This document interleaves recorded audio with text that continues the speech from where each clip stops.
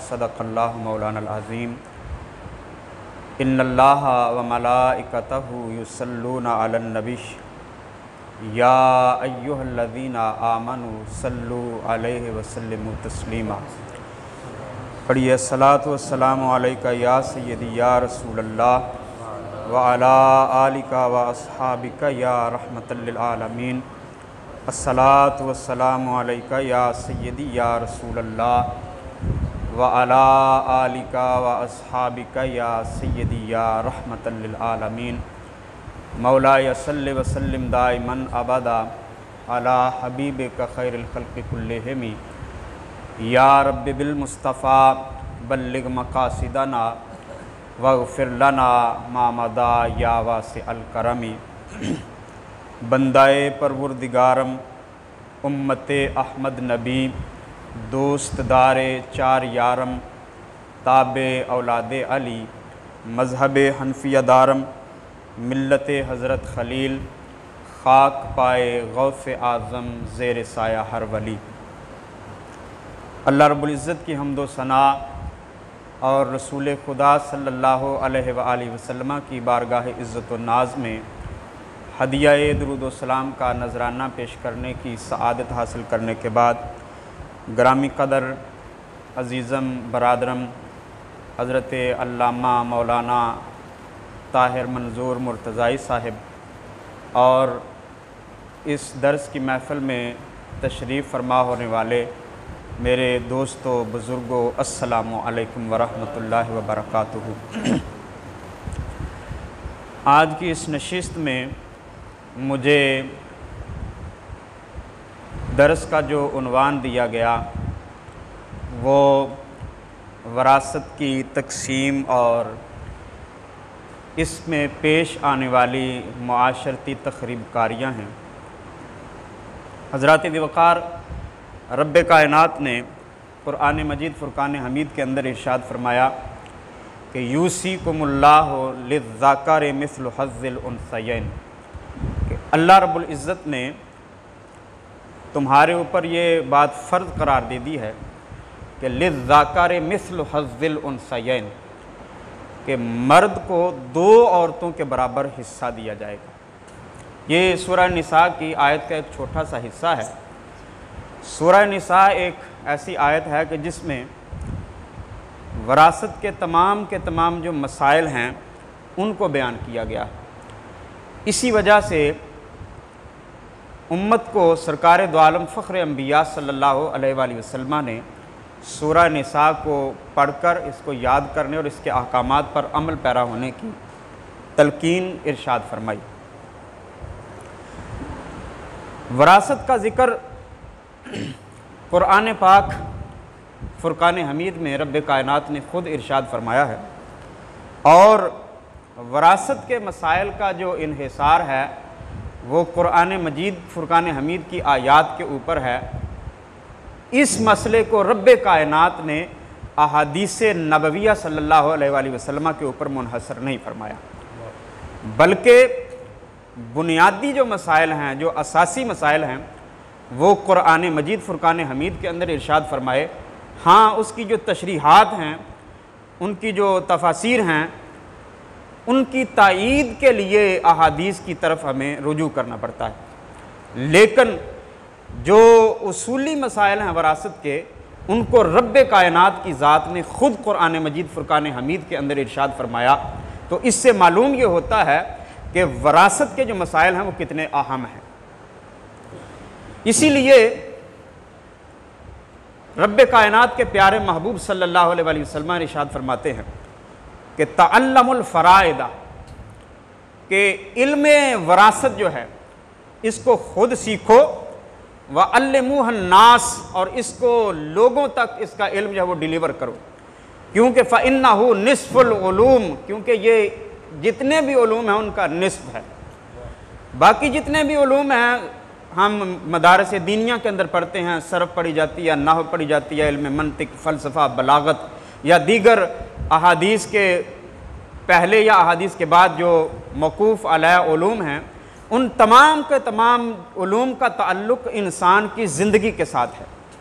और वरासत जो है इसका ताल्लुक़ इंसान की मौत के बाद की जो ज़िंदगी है और उसके जो पीछे रह जाने वाले हैं उनके साथ इस इल्म का ताल्लुक़ है। इस वजह से इसको निस्फुल इल्म यानी आधा इल्म कहा गया। जब इंसान मर जाता है तो अब जो मैयत होती है उसको मुरिस कहा जाता है और जो भी अफराद उसकी विरासत से हकदार बनते हैं उनको वरसा या वारिस कहा जाता है। मैयत की विरासत को तकसीम करने से पहले चंद एक उमूर हैं जिनका शरीयत ने इल्तिज़ाम किया। सबसे पहले उसके माल से उसकी तजहीज़ व तकफ़ीन की जाए, उसकी कब्र का इंतज़ाम, उसके कफन का इंतज़ाम या दीगर जितने भी उमूर हैं, गोरकन की जो मेहनत होती है या दीगर जितने भी उमूर हैं वो सारे के सारे उसकी जायदाद से अदा किए जाएँ। फिर उसका कर्ज कि मैयत के ऊपर जितना कर्ज था वो उसकी जायदाद से अदा किया जाए। और तीसरा वसीयत। वसीयत ये होती है कि इंसान अपनी ज़िंदगी के अंदर ये वसीयत कर गया, नसीहत कर गया कि मेरे मरने के बाद मेरे माल में से इतना हिस्सा जो है वो किसी मस्जिद के अंदर दे देना या किसी मदरसे को दे देना या किसी गरीब को दे देना। वसीयत के बारे में जो इस्लामी तालीमात हैं वो ये हैं कि वसीयत कुल माल के 1/3 तक की जा सकती है, इससे ज़ायद जायज़ नहीं है। चुनांचे हज़रत साद इब्न अबी वक्कास रदी अल्लाह ताला अन्हु जब बीमार थे और उनका मरगुल विसाल था, नबी आलम सल्लल्लाहु अलैहि वसल्लम उनकी तीमारदारी के लिए, उनकी इयादत के लिए तशरीफ़ ले गए। तो उन्होंने अर्ज़ किया कि या रसूलल्लाह सल्लल्लाहु अलैहि वसल्लम, मेरी सिर्फ़ एक बेटी है जो मैं अपने पीछे छोड़कर जाने वाला हूँ। मेरी ये तमन्ना है, मेरा ये इरादा है कि मैं अपनी कुल जायदाद के 2/3 जो हैं वो वसीयत कर दूँ। फरमाया कि नहीं। फिर अर्ज़ किया या रसूलल्लाह सल्लल्लाहु अलैहि वसल्लम, निस्फ़ कर दूँ यानी आधी कर दूँ? फरमाया कि नहीं। फरमाया कि सिर्फ़ 1/3 में वसीयत जायज़ है, उसके ज़ायद में जायज़ नहीं है। यानी शरीयत मुतहरा अला साहिब हस्सलात व तस्लीम ने जो तरके के वरासा हैं, वारिसीन जो हैं, उनके हुकूक का बहुत ज़्यादा ख्याल फरमाया, इसलिए वसीयत को 1/3 तक जायज़ करार दिया, उससे ज़ायद को जायज़ करार नहीं दिया। उसके बाद एक अहम मसला मवाने इर्स, यानी वो कौन कौन से अवामिल हैं कि जिनकी वजह से बंदा अपने किसी मुरिस का, किसी मैयत का वारिस नहीं बन सकता। तो मवाने इर्स बाज़ फुकाहा ने 3 का जिक्र किए और बाज़ ने 4 जिक्र किए। बारकैफ हमारे जो फुकाहा हनाफ हैं उन्होंने 4 मवाने इर्स जिक्र किए। नंबर 1 रिक्कियत, ग़ुलामी। चूँकि आजकल ग़ुलामी वाला रिवाज ना रहा, लिहाजा इसके ऊपर डिस्कस करना ये एक लायानी मसला है। दूसरा कत्ल, यानी वारिस अपने मुरिस को, मसलन बाप जो है उसकी जायदाद में उसका हिस्सा बनना है, तो वो ऐसा बदबख्त था कि उसने अपने हाथों से बाप को कत्ल कर दिया। तो अगर कोई वारिस अपने मुरिस को कत्ल कर देता है तो वो उसका वारिस नहीं बन सकता। इसके बाद इख्तिलाफे दीनैन, यानी जो मरने वाला है वो मुसलमान था और जो वारिस है वो काफिर है, या मरने वाला काफिर है और जो वारिस है वो मुसलमान है। तो दोनों सूरतों में जब दीन का इख्तिलाफ पाया जाए तो इन सूरतों के अंदर वारिस जो है वो मुरिस का वारिस नहीं बन सकता, उसको उसके तरका से कुछ नहीं मिलेगा। और चौथा जो मवाने इर्स है जिसकी वजह से इंसान को जायदाद से कुछ नहीं मिलता, वो है इख्तिलाफ दारैन, यानी मरने वाला किसी और वतन में था और जो वारिस बन रहा वो किसी और वतन में। तो ये जो 4 चीज़ें थी जिनकी वजह से इंसान किसी मरने वाले का वारिस नहीं बन सकता, उसको शरीयत मुतहरा ने बड़ी वजाहत के साथ जिक्र फरमा दिया। ये मैं इसलिए जिक्र कर रहा हूँ कि आज हमारे माशरे के अंदर जिस अंदाज के साथ गुरबा को कमज़ोरों को वरासत से महरूम किया जाता है, आया इनमें से कोई मवाने इर्स तो नहीं है? लेकिन हमारे माशरे के अंदर जो तूफ़ान बदतमीज़ी बपा किया जाता है, उनमें कोई भी ऐसी सूरत नहीं पाई जाती कि हम किसी वारिस को उसकी वरासत से महरूम करें। हज़रात दीवकार, आज मुआशरा वरासत के मामले में जिन लग़ज़ियों को अपने अंदर समोए हुए है, जिन गलतियों को समोए हुए है, या जिन तकरीबकारियों का शिकार है, उनमें से सबसे बड़ी जो वजह है वो उलमा से दूरी। जब भी कोई शख्स मर जाता है तो कभी उसके वरासा ने किसी पढ़े लिखे आलिम दीन की तरफ रुजू नहीं किया कि वो हमारी वरासत के जो हिस्से हैं वो शरीयत मुतहरा और दीन के उसूलों के मुताबिक हमें तकसीम कार करके दे। ये हमारी कौम का एक अलमिया है कि चूँकि हम तकरीबन 100 साल तक अंग्रेज़ के ग़ुलाम रहे, तो उसने दीन के ऊपर तो हमला ना कर सका, लेकिन दीनदार लोगों की इज़्ज़त के ऊपर उसने जो हमले किए थे, आज हमारी कौम उन्हीं की तकलीद के अंदर अपने उलमा से दूरी इख्तियार किए हुए है। लिहाजा वरासत के मामले में हमें अपने उलमा से जब तक हम रहनुमाई नहीं लेते तो हम इफ़रात व तफरीत का शिकार रहेंगे। अब जो सबसे बड़ा इस मसले के अंदर ज़िम्मेदार हैं वो वालिदैन खुद हैं। अपनी ज़िंदगी के अंदर वो किसी बेटे या बेटी को नाफरमानी की वजह से आंख कर देते हैं, या किसी बेटे को अच्छा माल और जो नाफरमान है उसको रद्दी माल देने के लिए वो खुद वसीयत कर जाते हैं। तो ये जो आंख करना है, इसकी शरई कोई भी हैसियत नहीं है। शरीयत के रूह से इंसान अपनी फरमाबरदार औलाद हो तब भी, नाफरमान औलाद हो तब भी उसको वरासत से आंख नहीं कर सकता। अगर फरमाबरदार औलाद को हिस्सा मिलेगा तो नाफरमान का हिस्सा भी उतना ही बनता है कि जितना फरमाबरदारी का। यानी ये मवाने इर्स में से नहीं है। लेकिन किसी औलाद के साथ नाराज़गी या उसको आंख करने का नुकसान ये होता है कि मरने वाला तो मर गया, नाराज़गी दिल में लिए हुए चला गया, लेकिन उसके बाद उसकी नाराज़गी या उसका आंख करना औलाद में एक फूट को पैदा कर देता है कि तुम जिंदगी के अंदर तो वालिद या वालदा की या जो भी मूरिस था उसकी तुम नाफरमानी करते रहे और उसके साथ तुम्हारा सलूक अच्छा ना था, और वो हमें वसीयत करके गया कि मेरी जायदाद में से इसको तुमने कुछ नहीं देना। तो मालूम ये हुआ कि आंख को, हुकूक वालिदैन को, यानी वालिदैन की नाफरमानी को बुनियाद बनाकर वालिदैन का अपनी औलाद की वरासत का मसला खड़े करके जाना, ये मुआशरे की सबसे पहली तकरीबकारी।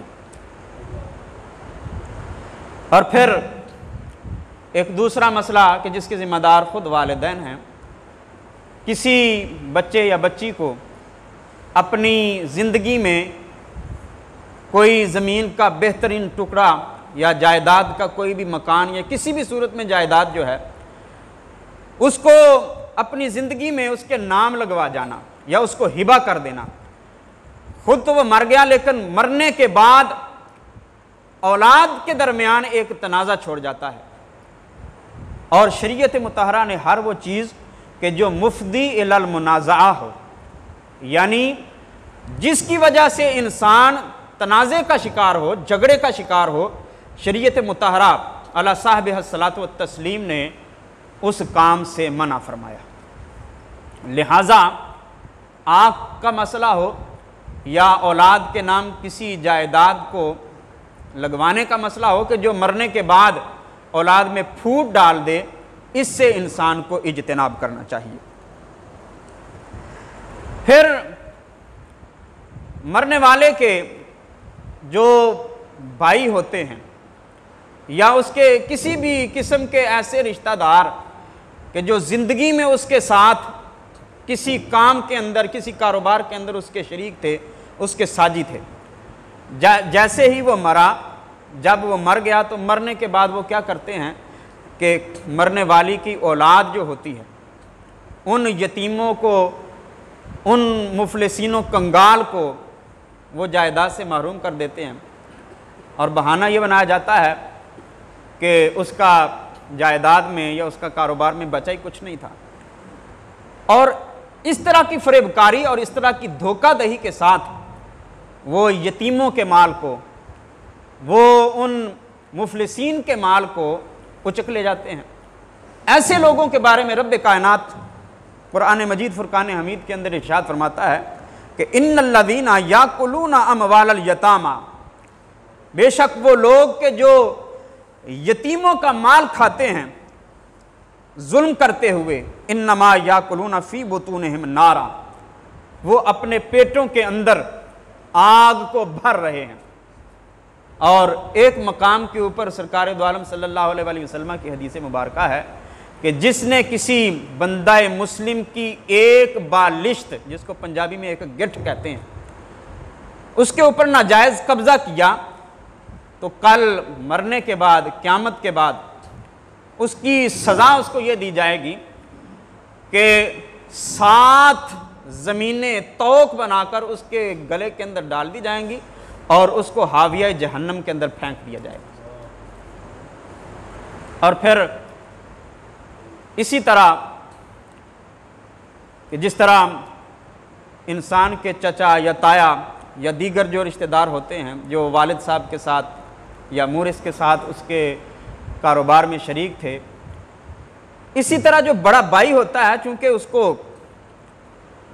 वालिद ने या जो घर का सरबराह होता है उसने अपने कारोबार के अंदर इस तरह अटैच किया होता है कि गोया कि वो उसका दस्ते रास्त होता है। तो अगर वो मर जाए तो वो क्या समझता है कि जब मैं वालिद के साथ कारोबार नहीं कर रहा था तो कारोबार बिल्कुल निचली सतह पर था, और जब मैंने किया था तो गोया कि ये मेरी कमाई है, लिहाजा मैं अपने छोटे भाइयों को नहीं दूंगा। तो ये भी माशरे का एक बहुत बड़ा अलमिया है कि बंदा खुदा मज़ा तब था, तेरा माल ये तब होता कि वालिद तुझे कुछ रुपया देता, तू उससे कारोबार करता और फिर तू इतनी जायदाद इकट्ठी करता।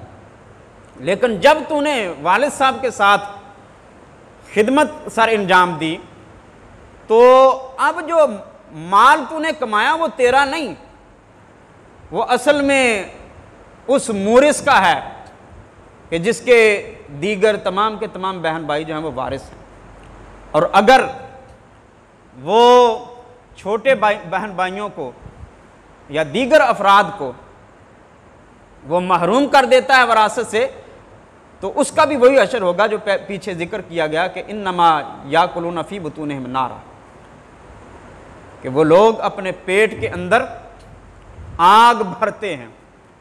और बाज़ औक़ात सूरत हाल मुख्तलिफ हो जाती है कि जो बड़ा ख़ानदान का बंदा होता है, जो बड़ा भाई होता है मसलन, वो मेहनत करते हुए छोटों को तरक्की के बामे उरूज तक ले जाता है, लेकिन एक वक्त ऐसा आता है कि उसको घर ही से छोटे बहन भाई जो होते हैं वो बेदखल कर देते हैं।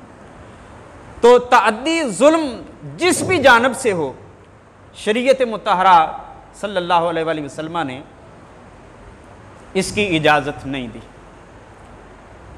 और फिर हज़रात दिवकार बाज़ औक़ात मसला ये होता है कि किसी को कमज़ोर समझते हुए उसको रद्दी माल दे दिया जाता है, लेकिन खुदा का करना ऐसा होता है कि वही माल जो होता है जिन्होंने अच्छा माल लिया था उनसे उसकी कीमत कहीं बढ़ जाती है।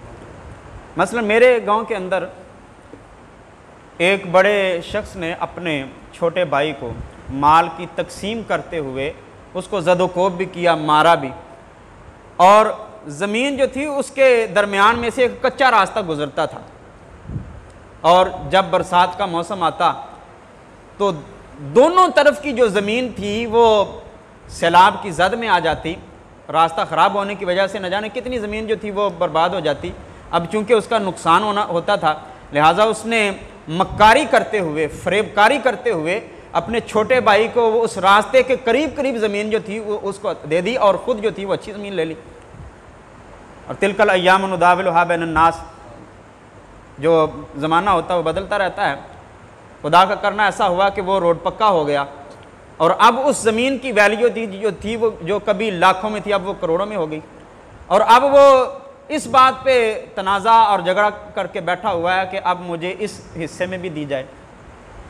इसी तरह एक और अहले मदारस के पास मसाइल आते रहते हैं। तो कराची के एक दोस्त हैं, उन्होंने कहा कि मैं उस वक़्त मदरसे के अंदर पढ़ता था, तो मुझे मेरे जो भाई थे उन्होंने जो गांव के करीब वाली जो सिंध की ज़मीन थी वो अपने पास रख ली और मुझे दूर के एक इलाके की बंजर सी ज़मीन दे दी। लेकिन खुदा का करना ऐसा हुआ कि कराची फैलता फैलता मेरी ज़मीन तक पहुंच गया। अब मरलों के हिसाब से मेरी ज़मीन जो थी उसकी वैल्यू करोड़ों में है और उनकी जो ज़मीन जो उस वक़्त उन्होंने मुझसे हथिया ली थी उस ज़मीन की वो वैल्यू नहीं, तो अब वो मेरे ख़िलाफ़ मुकदमा करके बैठे हुए हैं। तो इस तरह की जो ज़्यादती है ये माशरे का एक बहुत बड़ा अलमिया है। इसके बारे में जो वारिसीन हैं उनको सोचना चाहिए। और फिर एक बहुत बड़ी गलती वो ये है कि बाज़ औक़ात जो मरने के बाद घर की बड़ी खातून होती हैं, वो माँ की सूरत में हो, बीवी की सूरत में हो, वो क्या करती हैं कि सारी की सारी जायदाद इकट्ठी करके उसके ऊपर सांप बनकर बैठ जाती और कहती हैं कि मैं अगर किसी ने मुझसे हिस्सा मांगा तो मैं उसको अपना दूध माफ़ नहीं करूँगी। और इस तरह से वो सारे का सारा मार हथिया कर बाकी जो वरासा होते हैं उनको महरूम कर देती हैं। तो ये भी बहुत बड़ी ज़्यादती और जुल्म है। या बाज़ बंदे सरकारी मुलाजिम होते हैं, उनके मरने के बाद उनको ग्रेजुएटी मिलती है या पेंशन मिलती है। अब वो क्या करती है, औरत वो सारे का सारा माल इकट्ठा करके अपने मेके चली जाती है और मरने वाले के जो बहन भाई होते हैं जो वरासत में उसके शरीक थे, उसकी वालदा उसकी शरीक थी वरासत के अंदर, उन तमाम को महरूम करके वो सारी की सारी जायदाद हथिया कर वो अपने मेके के अंदर जाकर डेरा डाल लेती है। तो जब किसी को वरासत से महरूम कर दिया जाए तो उसका वबाल किसी न किसी सूरत में ज़रूर आता है। इंसान बीमार हो जाए या उसके ऊपर किसी न किसी किस्म की कोई आफत आ जाए। ये है कि अगर यहाँ पर उसको कुछ नहीं हुआ तो आखिरत में उसने इस अमल का जो कि अमले बद है इसका उसने हिसाब तो देना ही देना है बहर सूरत। चुनांचे माशरे की एक बहुत बड़ी तखरीबकारी ये भी है। और जो सबसे बड़ा जुल्म है वो ये कि हमारे माशरे के अंदर बेटी और बहन को, हालांकि इनका हिस्सा जो है लिज़्ज़ाकर मिस्लु हज़्ज़िल उन्सयैन के बेटा जो होता है उसका दुगना और इनका आधा हिस्सा होता है, यानी बेटे के मुकाबले में बेटी का या बहन का आधा हिस्सा है। लेकिन उसको देते हुए भी लोग जो हैं वो इतनी हील हुज्जत करते हैं, इतने हीले बहाने तलाश करते हैं कि वहाँ पर हो सकता है शैतान की अक्ल भी जो है वो मात खा जाए और इंसानों की अक्ल उससे कहीं आगे चली जाए। चुनांचे हिस्सा देते वक्त सबसे बड़ा जो उनके साथ जुल्म किया जाता है कि उनसे माफ़ करवा ली जाती और कहा यह जाता है कि बहन ने या बेटी ने हमें माफ़ कर दिया। अगर बहन या बेटी माफ़ करती है तो यही अमल तुम्हारा भाई क्यों नहीं करता? ये ब्लैकमेल करते हुए और उसकी मजबूरी से फ़ायदा उठाते हुए कि बहन या बेटी या हमें रख लो या ज़मीन को रख लो। तो अब चूंकि सिन्फ़ नाज़िक जो होती है वो सब्र व इस्तिक़ामत के एतबार से उसके दिल के अंदर अल्लाह रब्बुल इज़्ज़त की ज़ात ने लताफ़त रखी है, एक रहम रखा है, तो वो क्या करती है कि मैं ज़मीन को नहीं लेती, मैं अपने रिश्तों का तक़द्दुस जो है उसको बचा लूँ। लेकिन बाहर क्या ये जुल्म तो है, लिहाजा हिस्सा वरासत तकसीम करते हुए हमें बहनों और बेटियों को ज़रूर याद रखना चाहिए। फिर एक और मसला जो बेटियों और बहनों के साथ जुल्म किया जाता है कि हमने तो तुम्हें ये जो जहेज़ दिया है ये तुम्हारी विरासत से कहीं हमने ज़्यादा दिया है। देखें, जहेज़ जो है ये तुम्हारे ऊपर फ़र्ज़ नहीं है इसका देना, ज़्यादा से ज़्यादा आप इसको कह सकते हैं कि ये सुन्नत है कि सरकार दो आलम सल्लल्लाहु अलैहि वसल्लम ने सईदा खातून जन्नत सलामुल्लाह अलैहा को दिया, तो ये सुन्नत के दर्जे में है। लेकिन वरासत का हक बेटी या बहन को देना ये कुरान की रूह से फ़र्ज़ है, और बिलफर्ज अगर आपने उसको जहेज़ दिया है तो उसका वरासत के साथ कोई ताल्लुक़ नहीं है, क्योंकि वरासत के जो हुकूक होते हैं वो मूरिस के मरने के बाद होते हैं, और वो वालिद ने दिया हो या भाई ने दिया हो जहेज़, वो उसने अपनी ज़िंदगी के अंदर दिया है तो उसको एक तोहफ़ा या हिबा शुमार किया जाएगा। उसको बुनियाद बनाकर किसी भी बहन को या किसी भी बेटी को वरासत से महरूम करना ये शरअन जायज़ नहीं है, और जो शख्स ऐसा करेगा तो वो इन्नमा याकुलून फ़ी बुतूनिहिम नारा,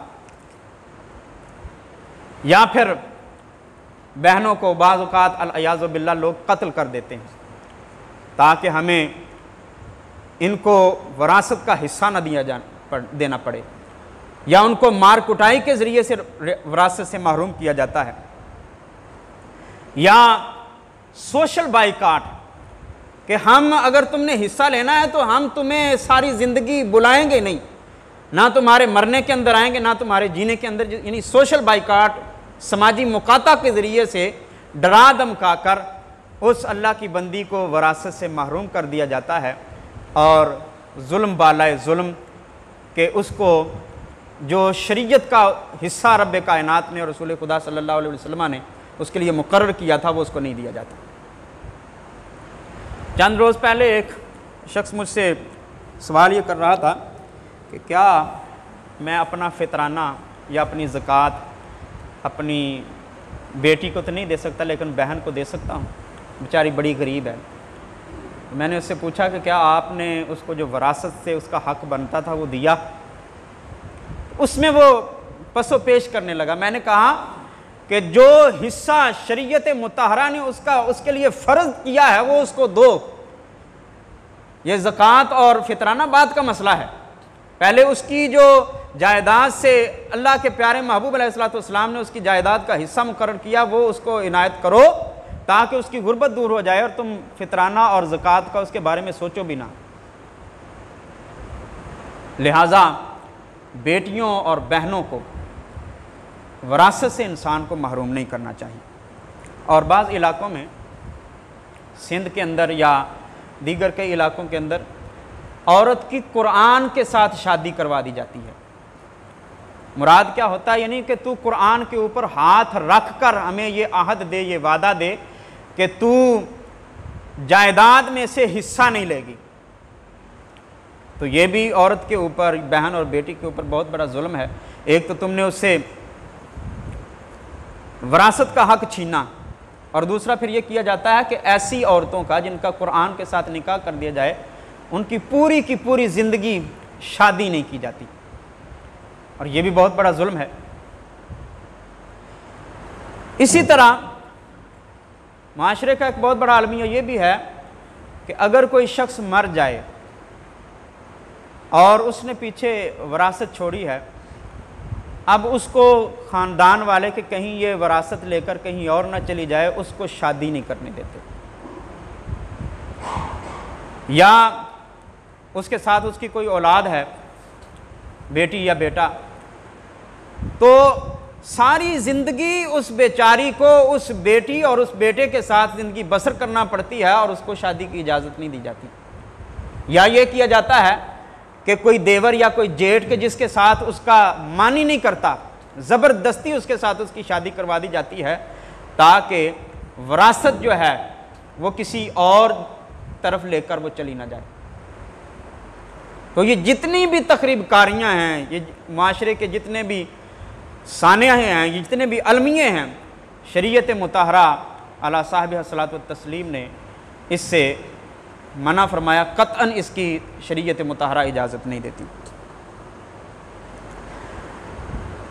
अब इसमें अगर हम देखें कि जो यतीम उसने छोड़ा है, अगर तुम अपने माल से उस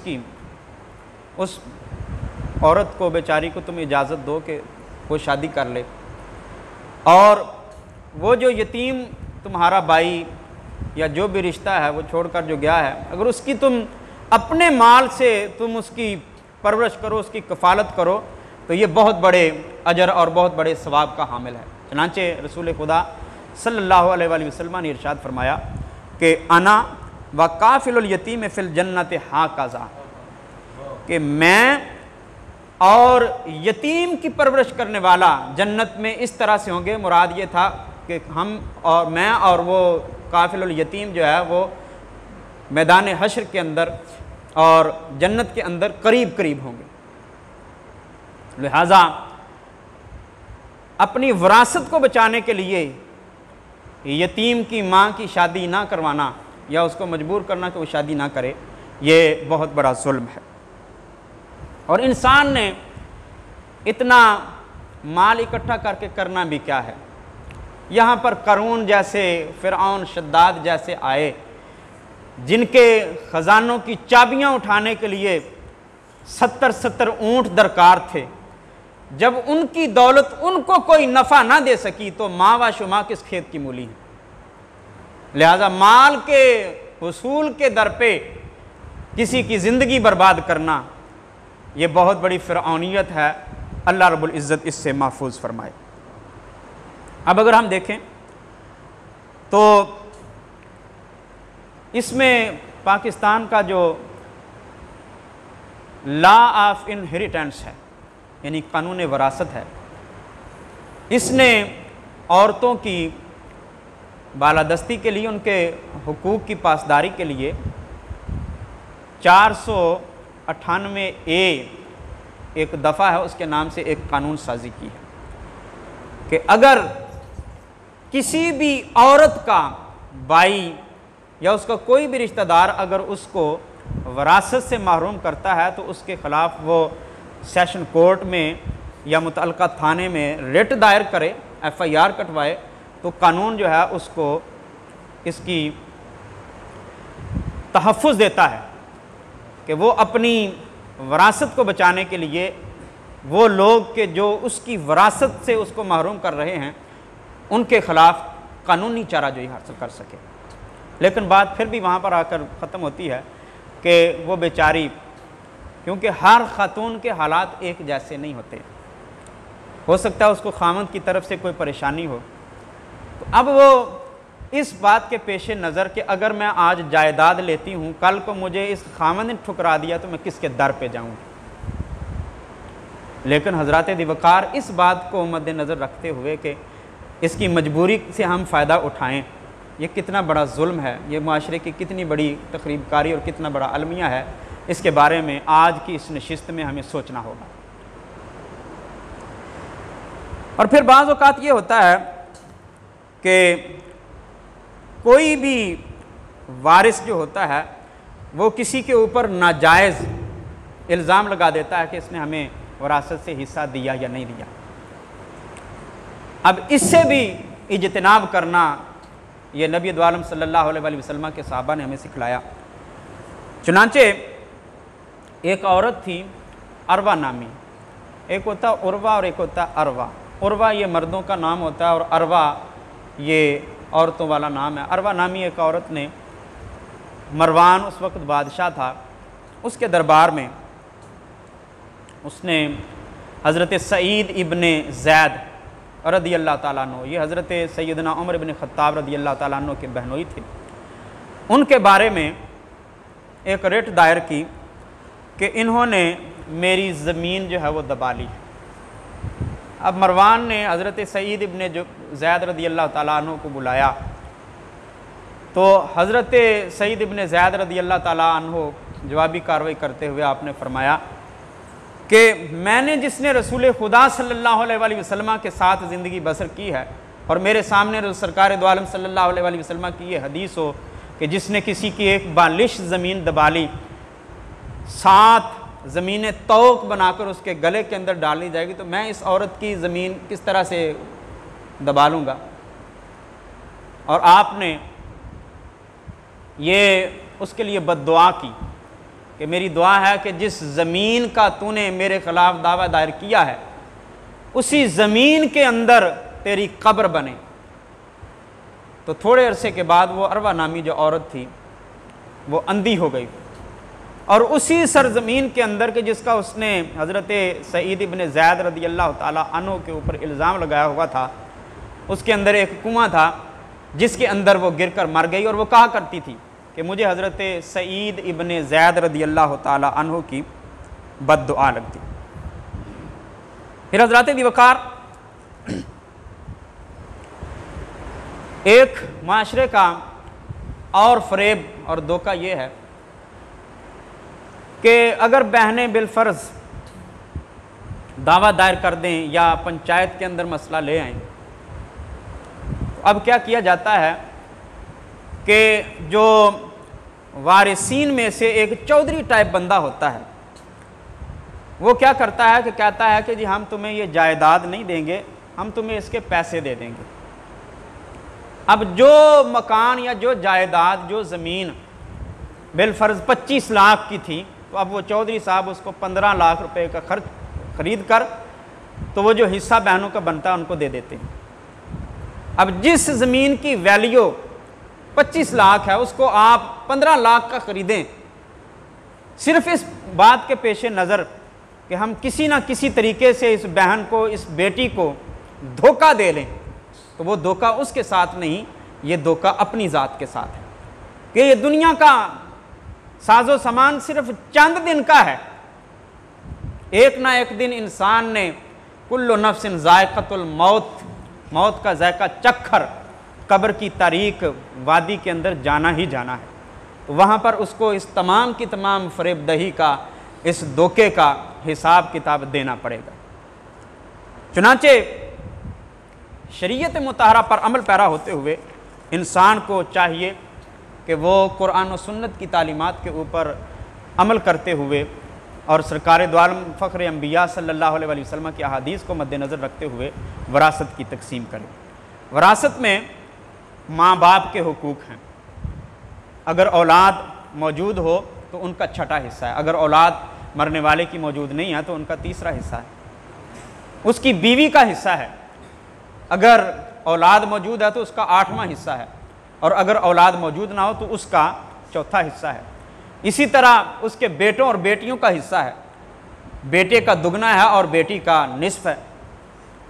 अब अगर हम कुरान और सुन्नत की तालीमात पर अमल पैरा होते हुए वालिदैन का हिस्सा निकालना शुरू कर दें तो वालिदैन जो आखिरी उम्र के अंदर कभी किसी भाई किसी बेटे के दर पर और कभी किसी बेटे के दर पर, और कोई भी उनका पुरसाने हाल नहीं होता, अगर उनका वरासत से हिस्सा दे दिया जाए तो उनको ये कसम पुरसी के और उसरत व अफलास और तंगदस्ती के दिन न देखने पड़े। और शहरों के अंदर तो आज नौबत यहाँ तक पहुँच चुकी है कि वालिदैन को बाद में किसी ओल्ड हाउस के अंदर ज़िंदगी बसर करना पड़ती है।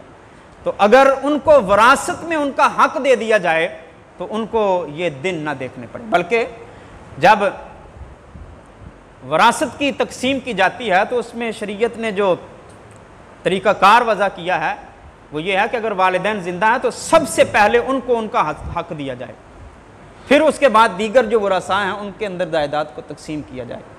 तो हज़रत दिवकार, ये जितनी भी मेरी गुफ्तगू है वो माशरे के जितने भी ब्लंडर्स और जितनी भी तकरीबकारियाँ हैं उनकी निशानदही थी कि जिनके इज्तिनाब से मुआशरा बहुत से तनाज़ात से बच सकता है और हक़ वालों को उनका हक़ मिल सकता है।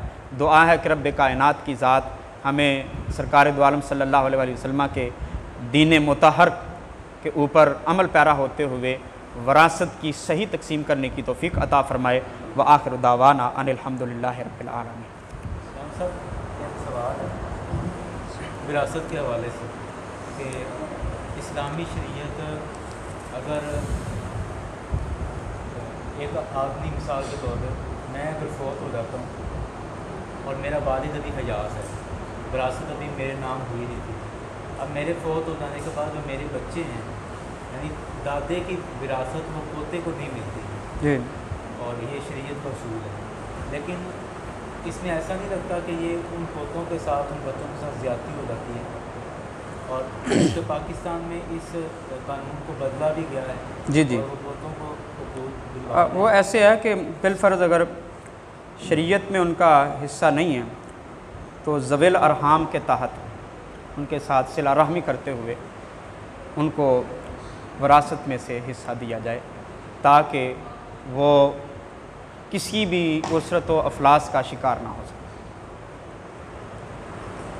एक और मेरा सवाल है कि ये भी आपकी गुफ्तगू से मेरे ज़हन में ये बात आई है कि मिसाल के तौर पे आपने फरमाया जैसे कि हम बेटी को जहेज़ का ताना दे के उसको विरासत नहीं देते जी।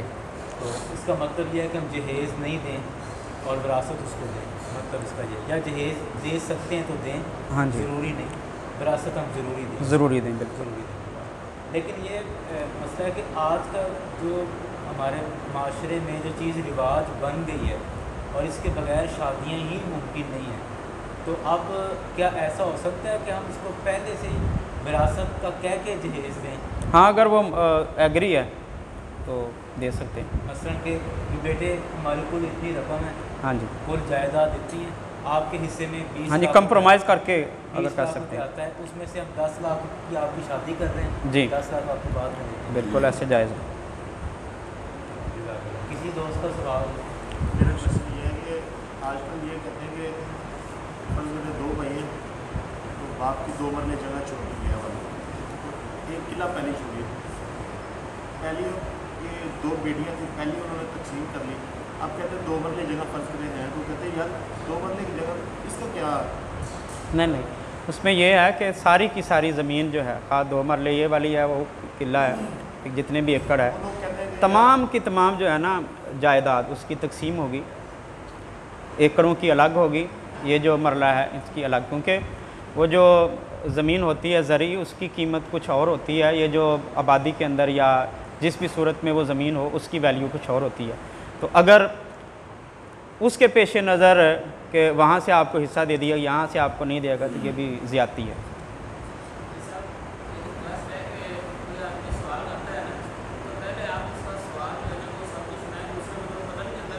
अच्छा जी, इन्होंने किसी बंदे की ज़री ज़मीन है मसलन 1 एकड़ या 2 एकड़ और कुछ उसकी रहायशी ज़मीन है किसी शहर के अंदर या किसी गांव के अंदर। अब किया ये जाता है कि जो ज़री ज़मीन है वो तकसीम कर दी, लेकिन वो जो छोटा सा हिस्सा है उसको जो है तकसीम ना किया, वो भाई ले गए, बहनों को उससे महरूम कर दिया गया, तो ऐसा करना भी शरन जायज़ नहीं है। जैसे कि मैंने पहले ज़िक्र किया कि रद्दी माल हो, जायदाद की सूरत में हो, मकान की सूरत में हो, उसको भी तकसीम किया जाएगा और जो अच्छा माल है उसको भी तकसीम करके शरीयत के तकाज़ों को पूरा किया जाएगा। दुआ सल्लल्लाहु अलैहि सय्यदिना व मौलाना मुहम्मद।